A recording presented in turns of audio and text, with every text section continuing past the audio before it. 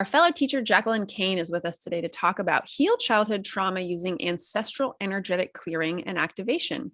Welcome to AVAIYA, Jacqueline.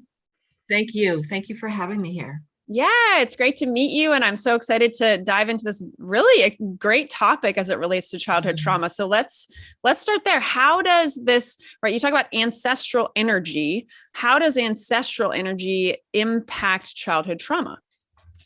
Well, first, when we look at what ancestral energy is, it's the unresolved emotional issues from our ancestors, right? So whether you were conceived at a time when your mother was going through a really hard time, she felt a lot of fear, anxiety, all of that energy, you were like created in, which means the cells that created you had the energy of fear and anxiety and chaos.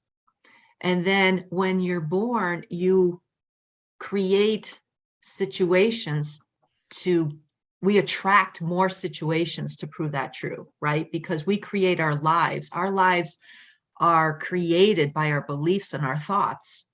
So if you've been created in an energy of fear, and maybe your mother was maybe it was her first pregnancy, right? And she didn't know what to expect, so she was really afraid. Or maybe she was going through a divorce, or maybe she was in a really toxic relationship. She was living in fear constantly. That becomes us. So as a child, we're attracting more situations to prove that true. And even when we take that one step further, because I work with a lot of women who are in physical pain, maybe have chronic conditions, fibromyalgia, arthritis. I'm finding that whatever disease or illness you end up with in later life, the seeds were planted when you were born. The seeds were planted in that environment, right? They show up at a time when hopefully you're at an age where you can handle it, where you can start to unravel your childhood trauma. Because childhood trauma impacts everybody, and it could be small trauma or little trauma. And it's tough. It's really painful. So I've been able to really dive deep into ancestral energy and really understand, why do some people end up being successful, and why do others aren't being successful, right? And we hear so much about our thoughts and our beliefs create our lives. But what actually started that belief? Right. When was it started? And it's all planted in when we are children. Mm-hmm. Yeah, it's always interesting to reflect on, if you've had a belief for as long as you can remember, well, is it yours? Did it, did you, where did it come from? Right? Yes. Right? Where did that come from? So yeah, I totally get the validity of going back to all the generations. So how does childhood trauma impact our ability to be successful in life? I mean, success could be many things for different people, but right, how does it impact our ability to be successful in our health, in our finances, in our relationships, all of those things? So let me tell you a story about my mother. So my mother grew up in Sardinia, Italy during World War II. So her father was away fighting the war. Her mother was home taking care of 3 children with German soldiers in her tiny little village on this island. I can only imagine the fear my grandmother went through, just to get through every day, just to keep her kids safe and herself and her family and her friends. Well, that fear goes into my mother. And so my mother grew up with hearing problems. So everybody always knew that she had hearing problems. I only found out in the last 5 years, since I've been taking her to her doctor's appointments, that she couldn't see out of her right eye. Nobody knew that, not even her sister. So she had this belief that nothing would help. Nothing would help her ear problem. And of course, she was hiding the fact that she couldn't see, this woman had to work twice as hard just to be normal. And that impacted her ability to do everything. Imagine if you have a belief that I'm working twice as hard and I have to keep this secret that I can't see. So she didn't have a lot of success. Everything was painful and a battle and just chaotic. And so that also impacted me, because I inherited that.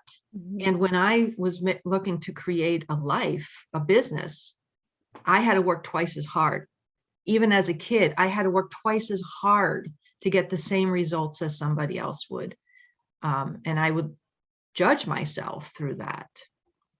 So it's really hard as a child to live with these hardcore beliefs. And they're more than beliefs. They're like vows. You know, in some families, they are like, nothing's going to work for me. No matter what they do to feel better, they always get sabotaged and end up in the same place, right? Or those kids who try so hard to be seen and be heard and loved and have family or have friends and attention, and it just never works out. And it's so painful for them. And that's a whole lifelong pattern that they're set up to have. Right. You know, it's it can be really, really tough, but it impacts everything you do. Mm-hmm. And so, we've kind of touched on a little bit of, maybe financial success or career and health a bit here and there, but can you give us an overview of the 4 areas of life that this ancestral energy impacts? Yeah. So it absolutely impacts your health. And it impacts your health because, those families where everybody has low back pain, right? Or everybody has a heart condition. And every generation talks about it. And it gets talked about in a way that it's how the family is, right? So they'll be like, oh, everybody in my family has heart conditions. That's just how it is. Nothing changes it.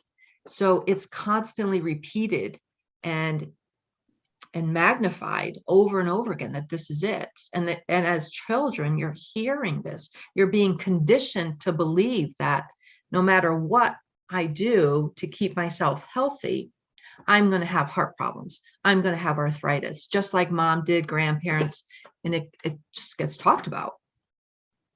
The next one is financial security and the ability to create wealth.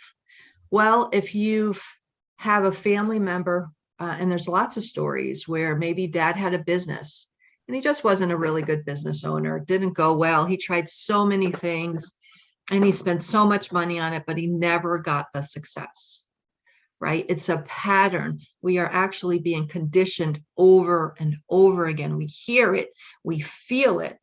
And as children, you're watching everything that your caregivers say, do, and everything they don't say, right? Kids are so empathic. They are in tune with our energy. So they're feeling your fear. You may say, dad may come home and say, oh my God, we're going to do this. This is really going to work. And then it doesn't. And he feels the disappointment. He's trying to be cheerful and hopeful, but that child knows the underlying feeling that that parent has. So there's this insecurity. There's this not trusting, not believing that that child can do it because dad said these things, but it never worked out. Mm-hmm. Right. And then it rolls into our relationships. And the most important one really is the relationship with ourself, which these two are kind of close. So it impacts our ability to have awesome friendships and deep-seated connected relationships. And the most important relationship is with ourselves. So will that child learn to feel worthy and feel that she matters and take time to do the self-care that she needs, to take the time to rest and replenish? Or is she learning from her caregivers to people please and push through that fatigue and just go and do? And maybe if I do all these things, Mommy will love me. Daddy will love me. Right? But they end up being people pleasers and overgivers and over-yesers, and they're exhausted. And it's a lifelong pattern of really never feeling whole and complete.